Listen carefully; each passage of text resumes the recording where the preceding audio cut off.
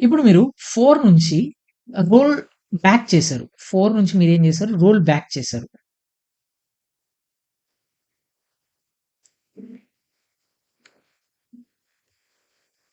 Okay. ఇప్పుడు మీరు version 4 నుంచి వర్షన్ 3కి రోల్ బ్యాక్ అంటే అన్‌డూ చేశారు చేంజెస్‌ని.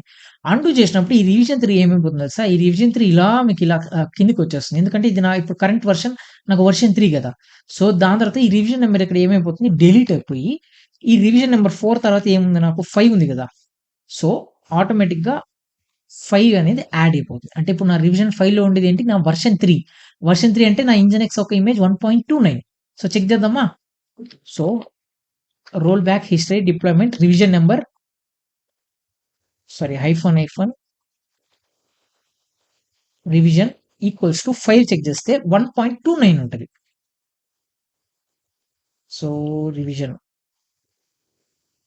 చూడండి 1.29 అయితే నాకైతే వచ్చేసింది.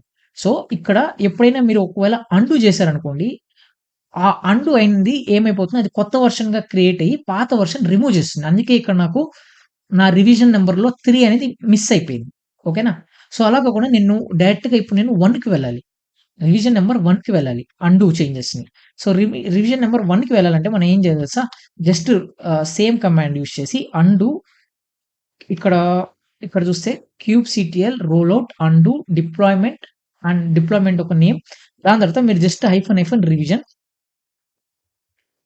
ఈక్వల్స్ టు మీరు వర్షన్ 1కి డైరెక్ట్‌గా వెళ్ళిపోవాలి కాబట్టి version 1 enter. Okay. Deployment revision rollout version undo. So, ఒక్క నిమిషం చెక్ చేద్దాం. సి kubectl undo help. Okay.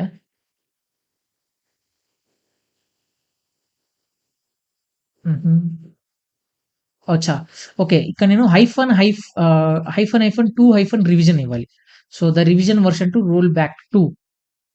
So, ఇలా నేను రన్ చేయాల్సుంటది కమాండ్. అచ్చా! ఓకే. డన్. సో, ఇక్కడ నేనేం చేస్తాను జస్ట్ ఇక్కడ హైఫన్ రివిజన్ కాకుండా నేనేం చేస్తాను హైఫన్ 2 రివిజన్ 1 అని ఇస్తాను. సో, నాకు రోల్ బ్యాక్ అయితే అయిపోయింది. సో, ఇక్కడ మనం డయాగ్రామ్‌లో ఒకసారి చెక్ చేద్దాం. సో, ఇప్పుడు నేను 5లో ఉన్నాను. సో, 5 నుంచి నేనేం చేశాను రోల్ బ్యాక్ చేశాను. రోల్ బ్యాక్ ఎక్కడికి చేశాను? నా రివిజన్ నంబర్ 1కి చేశాను. రివిజన్ నంబర్ 1కి చేసినప్పుడు ఈ రివిజన్ ఈ వర్షన్ 1కి ఏమైపోతుంది? ఇది ఇలా